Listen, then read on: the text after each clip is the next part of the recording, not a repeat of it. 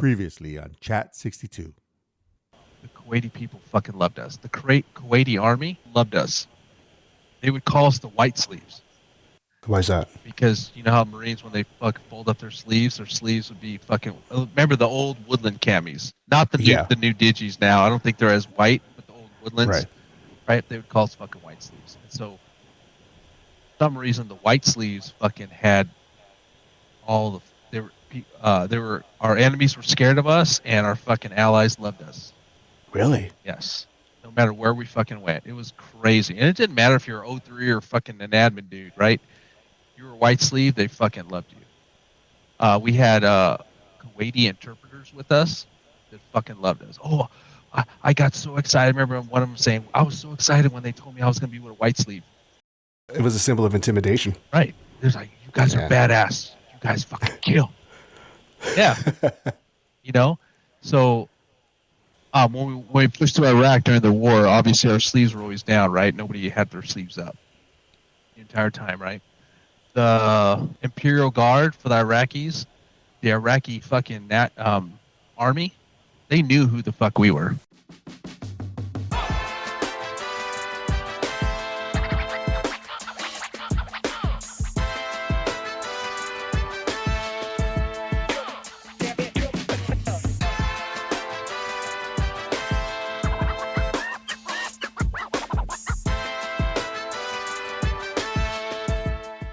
Before we dive in, make sure to stay connected by following us on Instagram at Chat62Podcast. If you're enjoying the show, we really appreciate a 5-star rating and a follow on your favorite platform. Got questions, stories to share, or want to be a guest? We'd love to hear from you. Reach out to Eric Monarca at chat62podcast.com, Martin Almanza at chat62podcast.com, Ruth Monarca at chat62podcast.com. So you did your 9 months out there. What happens after that? So we pull back, come back, right? End of 2003. And that was, I want to say, at the beginning of when the Marine Corps was talking about this decompression time, right?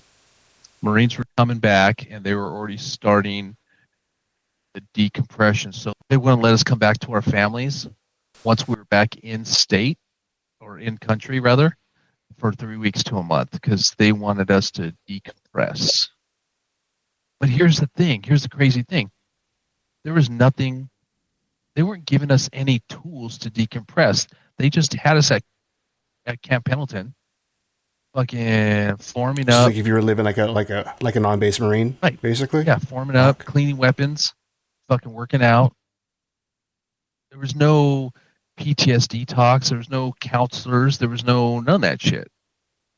But they called it decompression period. Right?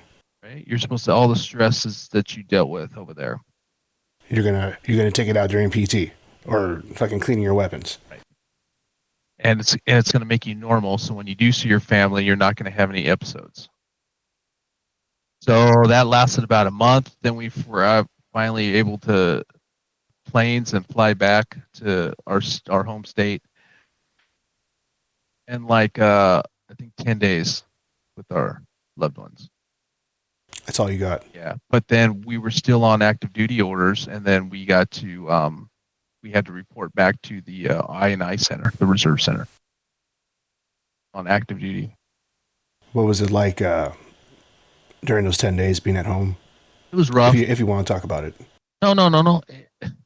Without getting into too much detail, it was rough. Nightmares and cold sweats and a lot of, everybody's mind is different, but it was a lot of that playing that movie reel back in your head. Like you could still, like there's times where I would still smell the smells, hear the voices, like as if it just was happening to me, and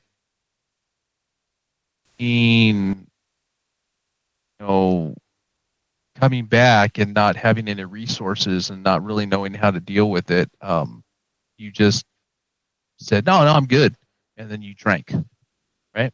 You drank, and then you think about your brothers that past and stuff, and or you think about some of the stuff like dangerous stuff that you were part of, and and how things could have gone better, and then you start second guessing yourself, and there's so many different totalities that kind of go through your brain, and then the only way to drown them out is to have a drink or 20.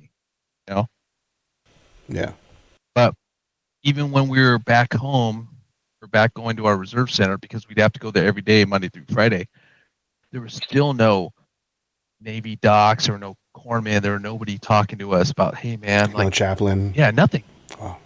But I think, and now it's more intense, it's more talked about, and I think that's the biggest thing. It's a stigma of Marines are Marines, right? We're just hardcore motherfuckers. And the machismo. Exactly. That comes along with being a Marine, and right. When did that? I don't want to jump ahead or anything like that, but since you did you're a career Marine, when did you start seeing that starting to shift, where they started to focus more on the actual PTSD and the effects? I didn't see it personally until right around 2015. Okay. Felt like when I really saw it. That's a long fucking time. Real long time, and I think what was happening is there was a lot of guys and gals coming back, not only from the Marine Corps but from other branches that were acting out, and military suicide was really fucking ramping up, right? So, they say they have this number 22 a day, 22 lives, and I think the U.S. government or the U.S. military was really starting to see the effect of it, and more and more guys and gals were talking about it through through avenues like social media. Right, social media.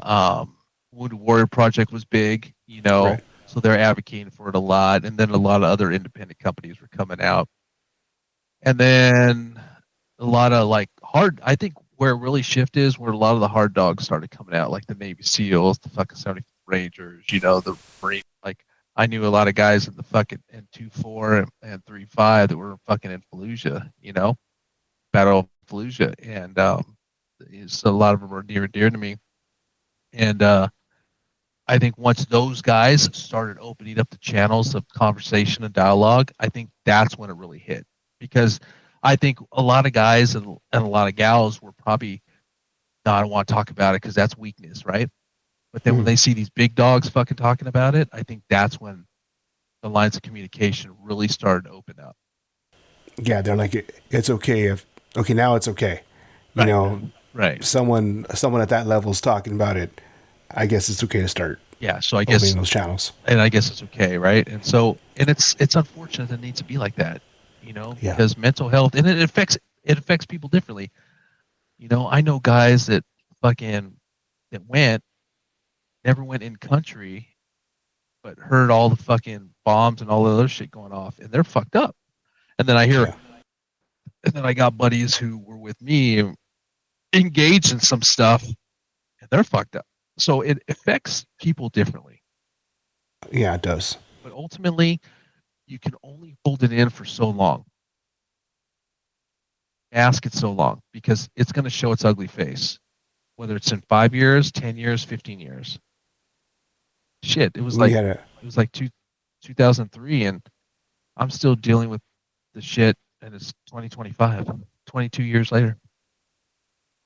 And the sad part, we had talked to a Marine that served in Iraq as well, and I think it was 2004, and he was caught in a blast, and he came back really fucked up, and he was talking about how I think there was a Marine that triggered. There was a movie based on what had happened out there that triggered his PTSD. I believe that. And I was like, wow. And that was like years later. Yeah, I believe that, man.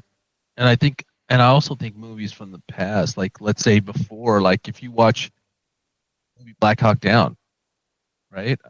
That was years and years ago, right? That was before Iraq.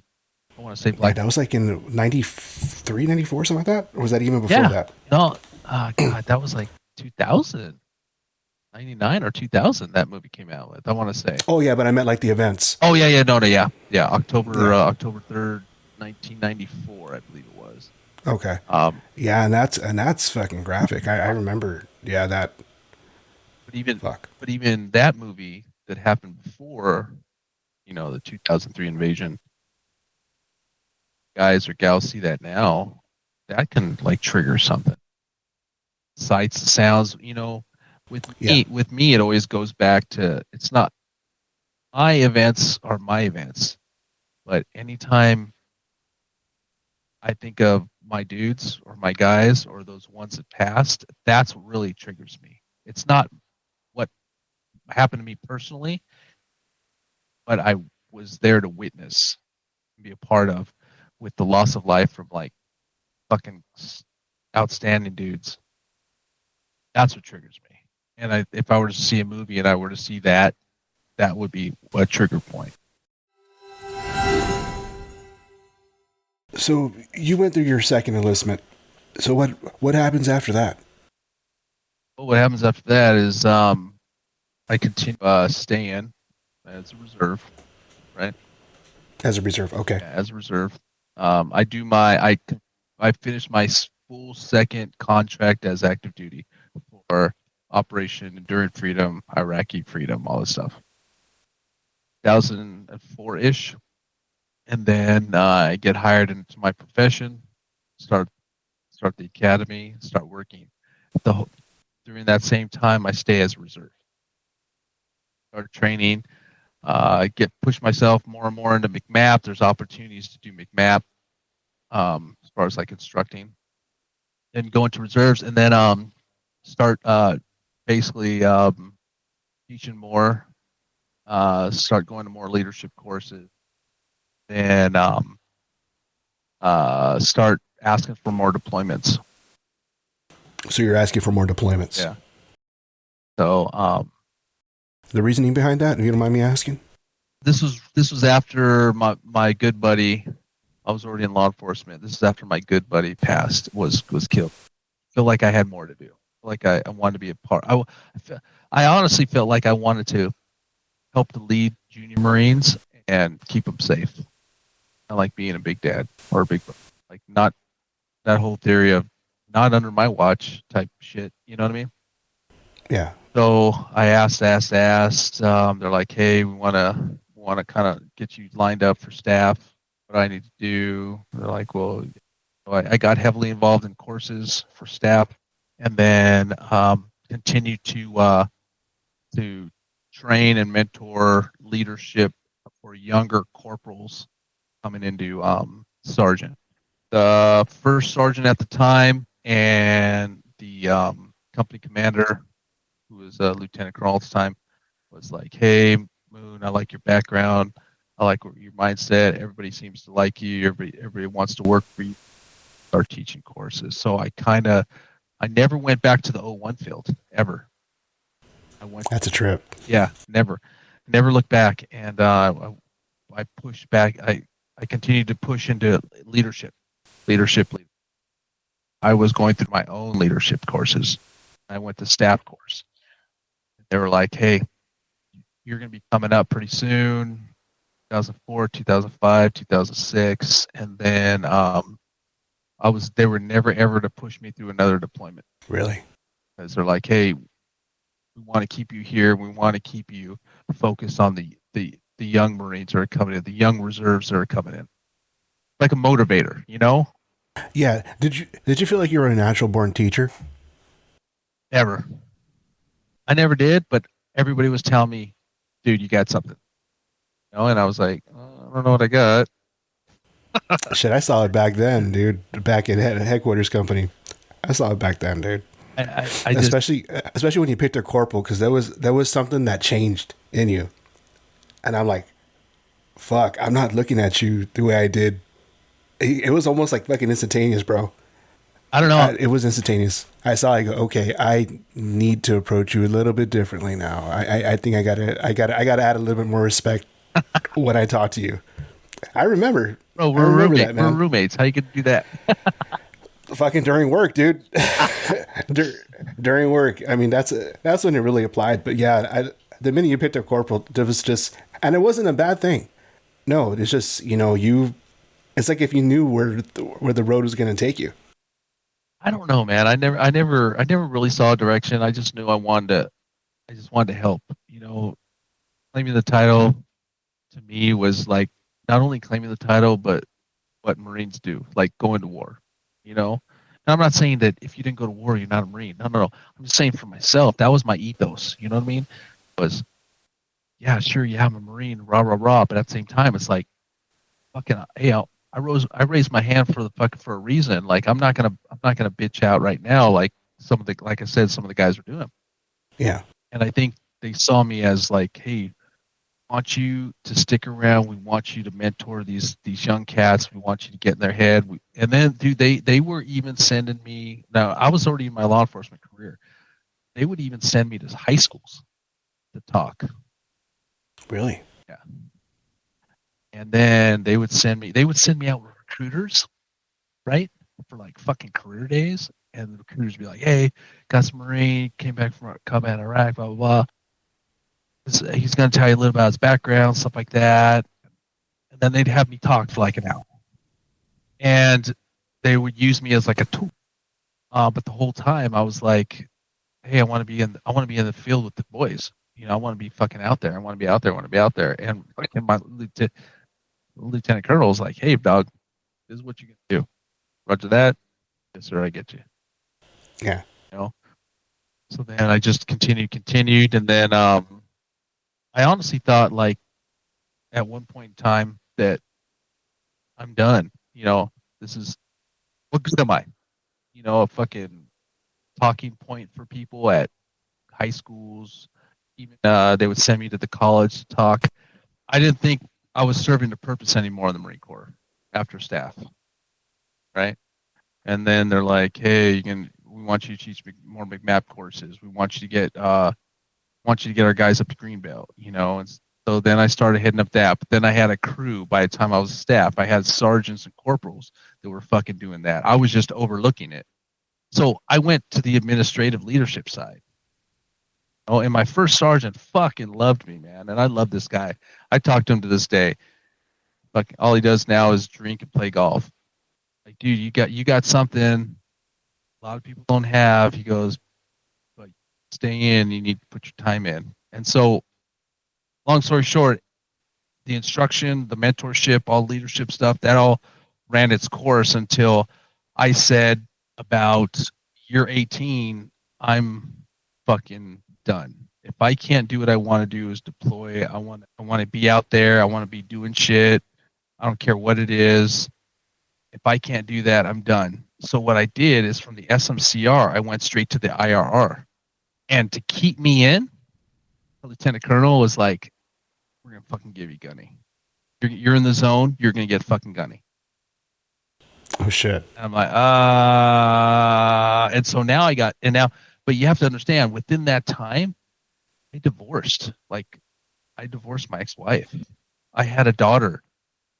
So yes, my allegiance was with the Marine Corps, but at the same time, I had to be here for my daughter.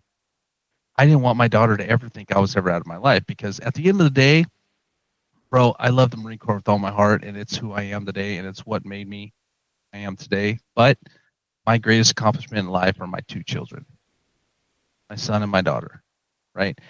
And I just knew that I did not want to leave my daughter abandoned because Marines were getting killed, right? Yeah. And I didn't want to leave her abandoned. I said, "Hey, you know what? Appreciate it, sir. Thank you. I'm going to stay hard charging, this and that." But I enlisted in the IRR, like right at that 18-year mark. And I'm like, I think I need to be done. I just got remarried. Gunny, I was a staff. I literally picked up Gunny the year I got remarried, literally. So there were a lot of life-changing episodes, right? And the IRR is the individual ready reserve. Right. And so I stayed there, and then I would muster every once a year, and I retired from it. I didn't know you were able to do that. Yeah. Wow. Yeah, because I had so many points. I already had 18 years. So I would like show up through the IRR. So instead of doing 1 week in a month, 2 weeks a year, I do 6 weeks, full weeks in the summer. So I actually got all my points for that year instead of having to go 1 week in a month, 2 weeks a year. Yeah. Wow. So and then I find out my current wife is pregnant with my son, and then shit, just things really changed, right? So I got a daughter who's growing up. Now I got a son on the way. Now Yeah. my world's changing. Now my priorities are changing. In a nutshell, that's what transpired in 20 years.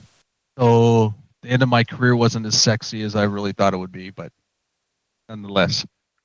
Hey man, there's fuck. There's nothing to fucking be to look down on that. I mean, you did your 20 years. You went from fucking typing unit diary to fucking working with the combat engineers, fucking going out to Iraq. Fucking A. All right, man. So let's go ahead and talk about memorable mentors and leaders that you served with. Who helped shape Gunny Moon?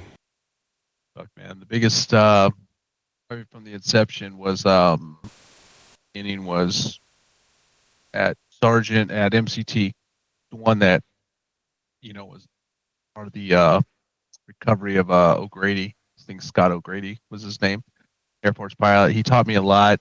I got to talk with him one-on-one right when I graduated, and he gave me some great leadership advice that really resonates with me even today in my law enforcement career. About being always pushing forward, always maintaining your professionalism and bearing, and always taking care of your guys. So that was one of them. Another one was my staff NCO at my first command over at 5th Marines. To this day, I talk to. First, he was a little rash, rough, and I didn't want to like him. Puerto Rican guy, Puerto Rican cat, but man, he taught me so much, and like he was hard, man. I mean, he was a 01 by trade, right? But he was fucking hard, man. I mean, he was a good dude. He would do anything for you, but at the same time, he'd hold you accountable, and that's what I liked. Yeah, it was tough love. Yes, but at the end of the day, you understood where he was coming from and why he was doing it. Yeah, and that's why I think I still to this day talk to him, and think a lot of him. And then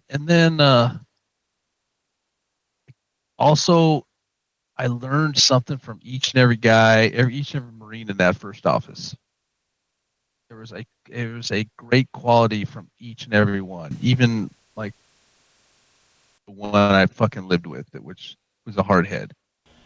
Is that a dog? Yeah, there was definitely a quality at each and every one. So, and then obviously going up through the ranks and having like a great first sergeant I had at my last duty station, and great lieutenant colonel who came up through the ranks. I had him as a major, then he picked up lieutenant colonel, then he really helped me and he really talked to me and mentored me. But ultimately, at the end of the day, it comes down to the Marines I was in the field with. And what was your leadership philosophy as you moved up the ranks? by example. Lead by example. Yeah, never do. And it brings up a great topic. Before we pushed into Iraq and we were going to go in, right? Mhm. So we kept going to the breach point. We had a platoon meeting, and I was there with the other squad leaders, the other 3 squad leaders, right?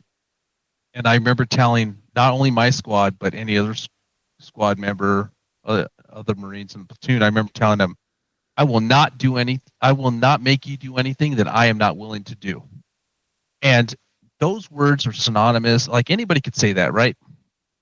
But when we pushed in, I showed them. I showed them all.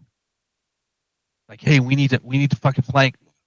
we need to hit to our left, shoot flank to our left, shoot flank to our left, we got incoming, whatever the case may be. And, I had lance corporals, a corporal, like my fire team leaders. Sergeant, I want to go. You want me to go over there? I can take a team over there. I go, no, fuck it. Let me get one of your teams, and I'm gonna go. They're like, whoa, like, no, I got this. And that was the type of leadership skill that I would resonate with. Because if you don't, and this is just my opinion, and who am I? I'm just your average fucking Joe, right? But if you don't show your Marines or you don't show your guys that you would not be willing to fucking do it yourself, it's just too hard for me to say, hey man, I need you to go do this. And like looking at me like, oh, what? And I was like, yeah, go do it. Okay, Yeah. But then if you show them, like, fuck this, I'm going to go do it as a fucking leader. I'm going to make sure it's clear before I send you. Sure, is this a stupid thing to do? Yeah, you lose leadership, maybe. But at the same time, you gain their trust. And I think when we came back, we had like an evaluation, leadership evaluation. I could not. I was like, privately, I fucking came down to tears because of what my guys said about me, for what other Marines in the platoon said about me. It's not very highly of you. Yeah. And I was like, fuck, wow, I made an impression. I've always thought of leadership by example as paramount, and even my law enforcement career as leader, what I do now. So I have a lot of guys that I work with that are underneath me, and they'd be like, hey Moon, you don't need to be taking those chances. We got this. I'm like, no, I can do it. And if I ask you to do it, I should be willing to do it myself. Yeah. And they all know I'm a Marine, right? And so they're like, oh, fucking the Marine. There he is again. So yeah, that's my biggest thing. What were your toughest moments as a leader? Calling out my superiors. Now, not calling them out disrespectful, but having a one-on-one and saying, hey, Staff Sergeant, hey, Gunny, hey, sir, with all due respect, may I speak freely? A lot of times they would allow me to speak freely, and I was like, hey, these are my thoughts on this. Boom, boom, boom, boom.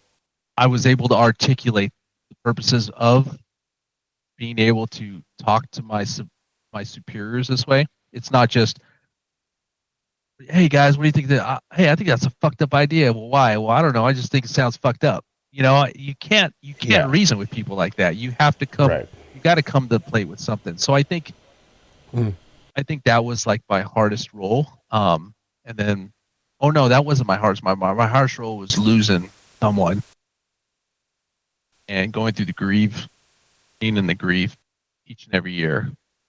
But then the other one would be second. Yeah.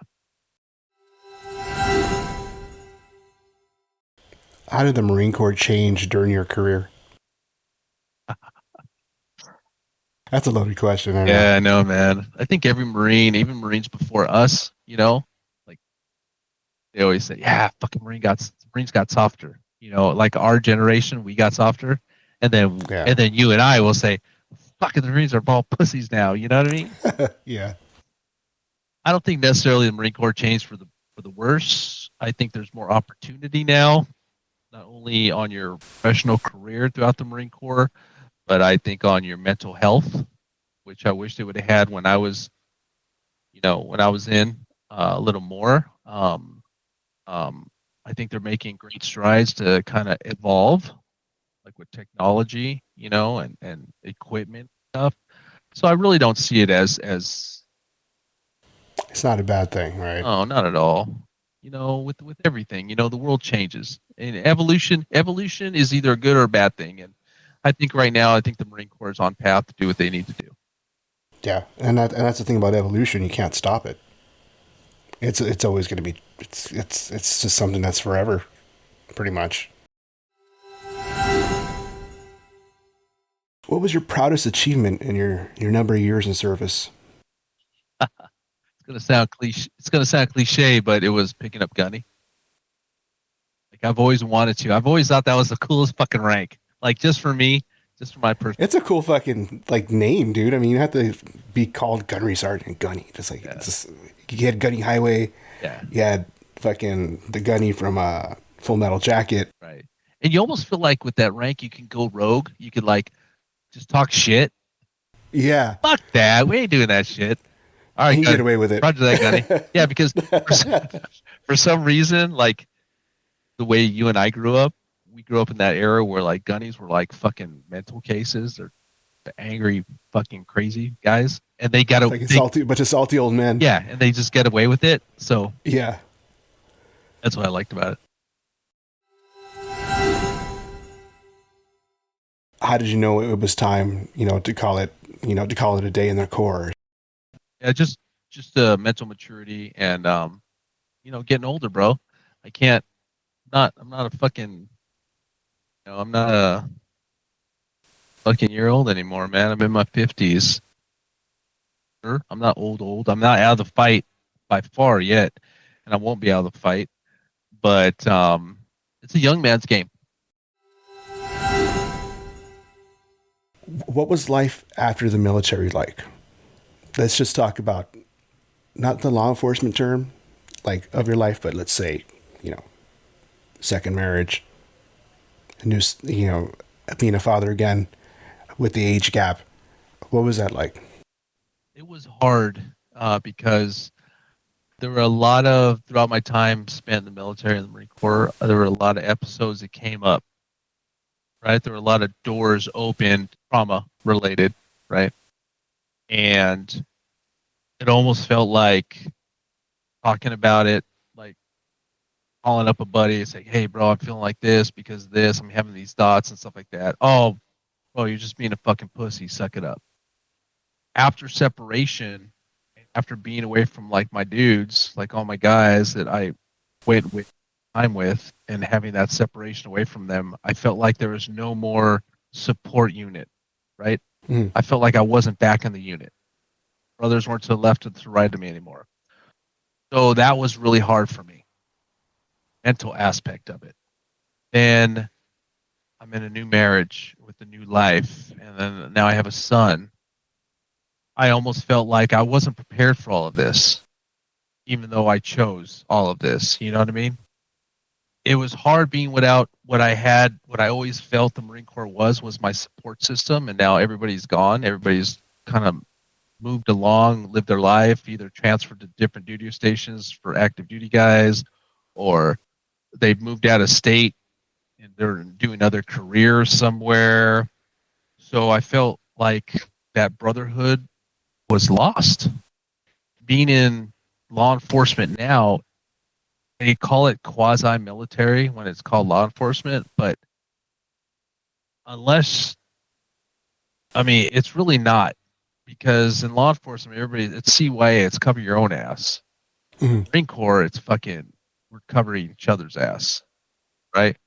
We got your six. Yeah, we always got your six, and it's just a different mentality. Now, there's a lot of former Marines that I work with, which are good, served in different served in different time eras, but it's still not the same. So that was probably the hardest obstacle to deal with, and still be sane, or not sane, but still be in a loving, open, honest relationship with my wife and raising my son and trying to stay on point. And back in my mind, I got all this shit going on. That support system. I can't just fucking call up and say, hey dog, hey, can we meet up? Oh yeah, let's meet up somewhere. Not gone. They're not gone forever. They're just no longer in the state. Yeah, they're not as accessible as they once were. Yeah. That's been the hardest thing. So recently you went to Tennessee and it was a canine hero rehab and rehoming, right? Right. Can you talk about that and elaborate on that? No, absolutely. Okay, cool. I think it's a cool topic, so. Yeah, man. So me and my wife, we're heavily involved in this Project Canine Hero organization. And what happens is, so this organization, it helps military working dogs and law enforcement canines And what it does is what I didn't realize years ago was that military working dogs, when their handler, let's say, unfortunately dies, passes away, gets killed, line of duty, or transfers, promotes, relocates, basically the U.S. government tells lets that dog winds up saying, "Hey, thanks for your service. We appreciate it, but we can't reestablish you with a new handler, so we're going to euthanize you." Oh my God. Yeah. So the organization which we're involved in actually goes out to these bases where these dogs are up to be euthanized, and if the dog is still serviceable, right? Right. In other words, the dog has all its limbs and isn't traumatized or whatever the case may be, organization will pick it up, basically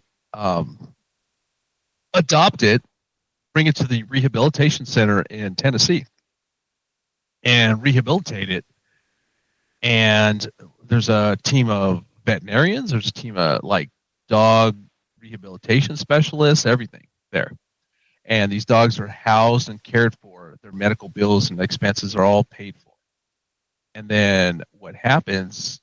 And then so that's on the military side. So on the law enforcement side, and there's a dog injured, having had to retired early, what happens is the cities will do the same thing. Once that dog's term is up, the handler has the option to either adopt that dog or the dog gets euthanized.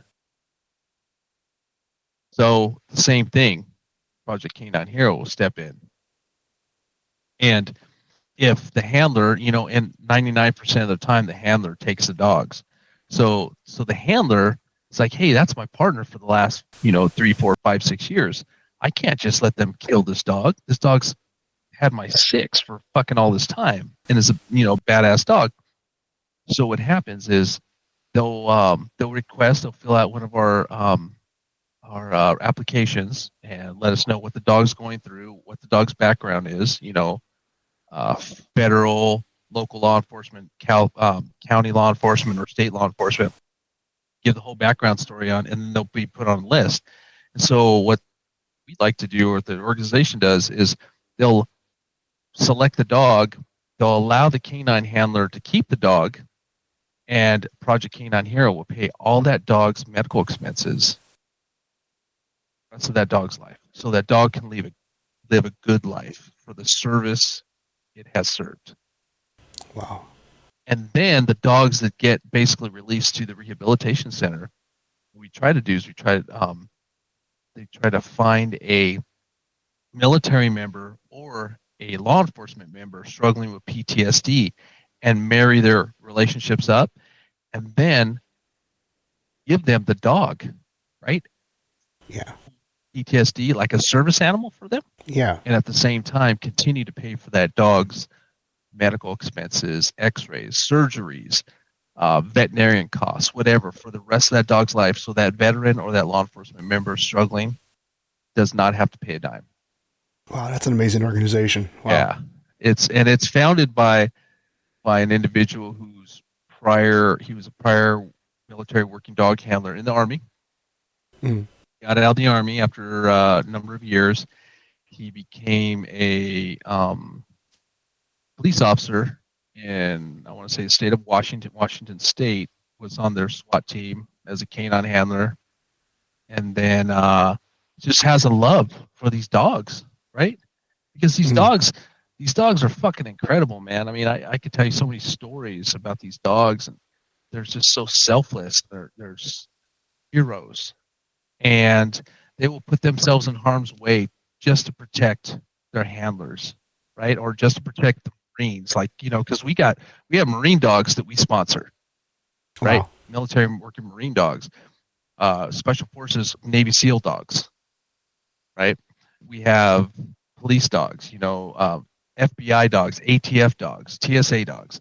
There's so many damn dogs that we sponsor, and this organization is just sifting out the money just to pay for their medical bills. So me and my wife were really involved in that. We love the organization. We love what it stands for. It's like my happy place to be around animals, because based off my experiences and things I've been through, not only military related but law enforcement related, I have a lot of PTSD, right? And so I have 2 dogs here.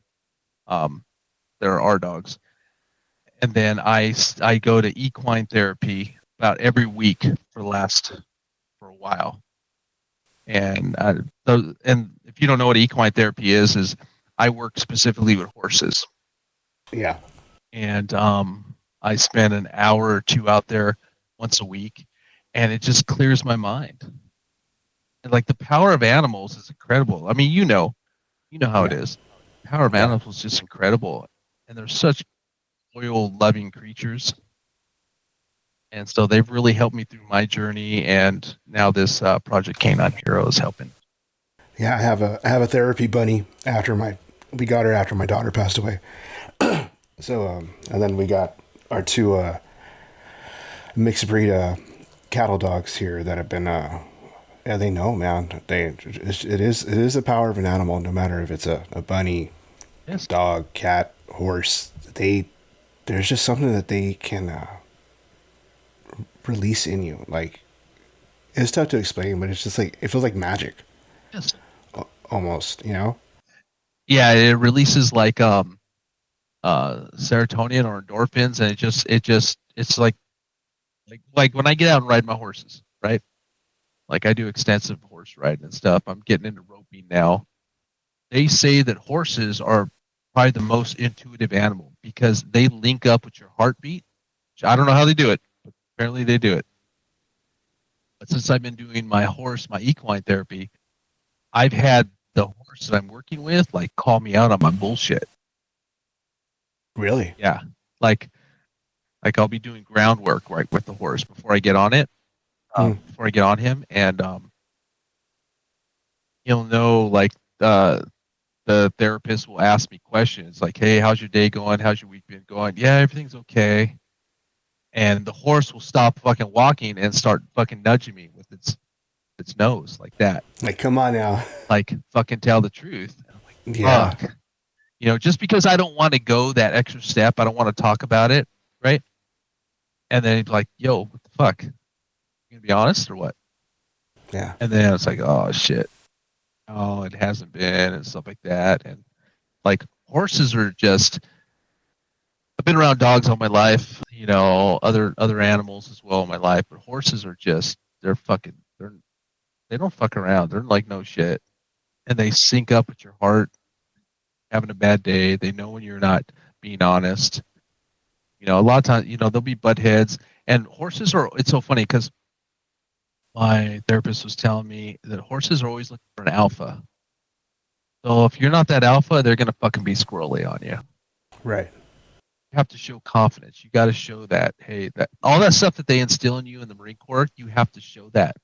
And then it's funny because it gets you back on your, oh shit, yeah, all right, I got this. yeah, I got this. Yeah, I remember this feeling. Okay, Yeah. okay, you know. I want to say to an extent, like dogs do the same thing. Like these ones, they have deemed me their pack leader, and I'm like, the fuck do I got to show for it? But dude, they're everywhere I go, they're fucking following me, and you know, it's not because I'm fucking carrying treats in my pocket or anything. It's just they fucking deem me their fucking pack leader. I'm like, oh, okay, I'll fucking go with it. Fuck it. Yeah, they're pack animals instinctively, right? Yeah. So they're looking for that leader. Yeah. Yeah. Wow. Did you want to help support the Canine Hero Rehab and Rehoming? Do you have that website? Or I can find it if anything. You know, whoever's listening and who's ever out there and looking to get involved in a great organization that really gives back and prior or military and law enforcement, it's called projectcaninehero.com. And if you just read about it, there's a lot. If you just go to the website and you read about it, there's a lot of great information and their mission statement, everything they're doing. And like I said, the CEO, founder, Jason, fucking great friend of mine, linked up in the Army, for law enforcement, got a lot of great connection, and he's a legit guy. I mean, I vetted this guy. I really did my due diligence, because when I met him, I was like, okay. And I really started like digging in and found out that he's like really legit dude, and he's got great connections, and he's doing wonderful things. And whatever I can do to help the veteran community, as well as law enforcement community, but the veteran community, any way I can, I will. And I think with animals, because I don't know about you, but how many people really like going to a fucking therapist and like spilling their guts? Like, hey, what kind of days do you have? What kind of week do you have? Tell me about your stressors and this and that. Like, there's a lot of people that don't. There's a lot of people that don't, I agree. But you have that dog or that horse, it's just so much easier to fucking relax and get it out. Right? Yeah. And it's more sensory than it is just fucking talking about it. Gunny Moon, thank you for your service. It's been a pleasure knowing you, serving with you. You taught me a lot. You being the elder statesman at the PAC. I'm sorry, at the Conad. Ooh, man, I'm still talking about the PAC. You're like my big brother, dude. You help put things in perspective when my mind was elsewhere, and I appreciate it. Oh man, no problem. It's war, bro. We're brothers to the end. Hoorah. Okay, man. Thank you for everything. Thank you for coming on. It means a lot. Anytime, man. You're our first Marine that did not serve at the PAC, so it's pretty cool to get a Marine outside the PAC. Thank you again for coming on. All right, brother. It means a lot, and we'll definitely stay in touch. All right. Absolutely, bro. All right, bro. Have a good night, man. Love you. I love you too. Take care. Bye. Gunny Moon's journey comes to a close. From the sands of Iraq to the silence that followed, he carried the weight with purpose. His story stands as a testament to duty, resilience, and the quiet path to healing.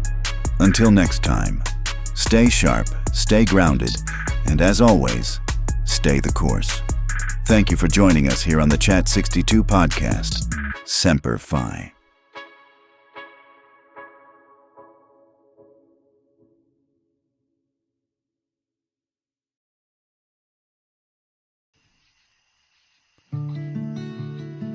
Brothers and sisters at arms, are you struggling with your mental health? You are not alone. There is help available. The National Suicide Prevention Lifeline is there for you. Call or text 988 to connect with a trained crisis counselor 24/7. Do not hesitate to reach out for support. You are strong. You are loved. Semper Fi.